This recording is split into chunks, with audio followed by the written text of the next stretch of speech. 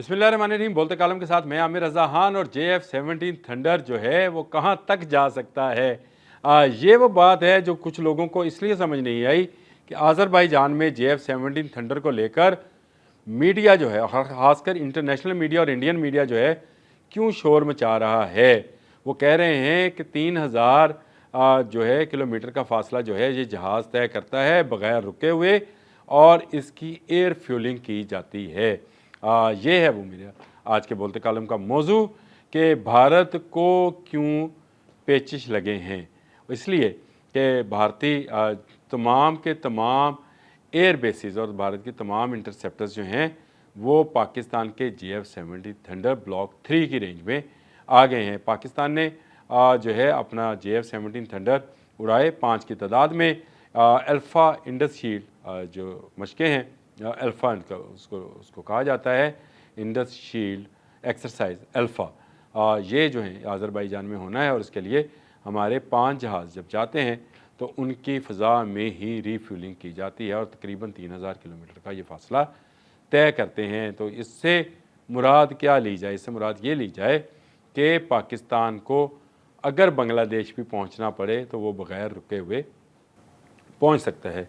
और बांग्लादेश की जो सरहद है वहाँ पर मौजूद भारत की तमाम एयर बेसिस और भारत के तमाम जो उसकी बहरी क़ुव्वत के मराकज़ हैं वहाँ तक जाया जा सकता है। वैसे तो मसूर और पटना और सब जगहों पर इनकी एयरफील्ड्स भी हैं और इनकी आर्मी की तनसीबात भी मौजूद हैं जिनको कहीं पर भी तबाह करने की सलाहियत JF-17 थंडर में रख ली है।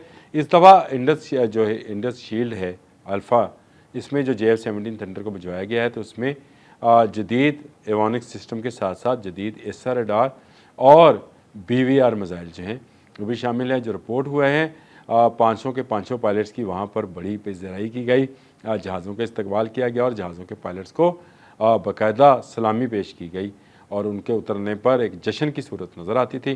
देखा हमने कि वहाँ पर पायलट्स का इस्तकबाल किस तरह से किया गया, झंडे पकड़ कर तस्वीरें बनाई गई और पाकिस्तान के JF-17 थंडर घन गरज के साथ आज़रबाईजान में उतर गए।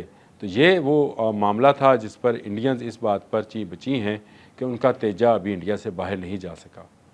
उनका तेजा जो कि हमारे JF-17 थंडर से बहुत पुराना प्रोजेक्ट है और उस पर भारत जो है अरबों खरबों डॉलर खर्च कर चुका है, लेकिन इसके बावजूद वो अपना कोई ऐसा जहाज़ नहीं बना सका अभी तक जो JF-17 थंडर की रेंज का हो। पाकिस्तान का JF-17 थंडर ब्लॉक 3 जो है 4.5 जनरेशन का जहाज़ है और ब्लॉक 4 जो बनाएंगे हम वो जनरेशन 5th जनरेशन का जहाज़ होगा, क्योंकि हम इस वक्त J35 की तरफ जा रहे हैं। J10C पहले हमारे पास है, लेकिन हमारी अपनी प्रोडक्ट जो है वो JF-17 थंडर है। पिछले दिनों ये भी खबरें आई थी कि इसमें रूस का इंजन जो है उसको भी इंटीग्रेटेड किया जाना है, लेकिन उस पर भारत ने बड़ा शोर मचाया था। लेकिन अब भारत का क्योंकि रूस के साथ वो मामलात नहीं रहेंगे, जिस तरह की पाबंदी अमेरिका ने लगाई है कि आप रूस से तेल नहीं ख़रीदेंगे, उसके बाद रूस के साथ जो इनके दफ़ाई मामलात हैं वो भी बिगड़ जाएंगे और पाकिस्तान बेहतर एक जहाज़ बनाने में, क्योंकि इसको 5th जनरेशन का जहाज़ बनाना है जिसके लिए उसको एक बेहतर इंजन की ज़रूरत है जो कि उसको मिल सकता है रशिया से। इंडस शील्ड एक्सरसाइज अल्फ़ा जो हैं पूरी दुनिया की नज़रें इस पर हैं और इसलिए हैं कि JF-17 थंडर ब्लॉक 3 ख़रीद चुका है आज़रबाईजान, और आज़रबाईजान में ही पाकिस्तान के शहीनों ने परवाज़ भी की है और लैंडिंग भी की है और रास्ते में रीफ्यूलिंग भी की है, जिससे साबित होता है कि ये जहाज़ जो है अब मुकम्मल तौर पर 4.5 जनरेशन का जहाज़ है जो दुनिया के बड़े जहाज़ों का मुकाबला कर सकता है, जिनमें F-16 भी शामिल है, जिसमें J10C भी शामिल है, राफ़ेल भी शामिल है। और राफ़ेल को तो मार भी चुका है और इस जहाज़ में ये कैपेसिटी और कैपेबिलिटी भी है कि ये S-400 जैसे सिस्टम को, इंटरसेप्टर को ना सिर्फ नाकाम बना सकता है बल्कि उसको तबाह बर्बाद भी कर सकता है। इस बात पर इंडियंस इसके जाने पर इंडियंस क्यों इतने चीं बची थे और क्यों उनका मीडिया बकबक कर रहा था, ये बात समझने की है कि JF-17 थंडर का आज़रबाईजान तक जाना इस बात का बैन सबूत है कि अगर हम पर कभी कोई ऐसा वक्त भारत लाने की कोशिश करेगा, जंग मुसल्लत करने की कोशिश करेगा, तो फिर हम एक कोने से लेकर अमृतसर से लेकर कलकत्ता तक और अमृतसर से लेकर फिर बांग्लादेश के बॉर्डर तक जो है हम अपने JF-17 थंडर से भारत के तमाम नापाक इरादों को नीस्तो नबूद कर देंगे।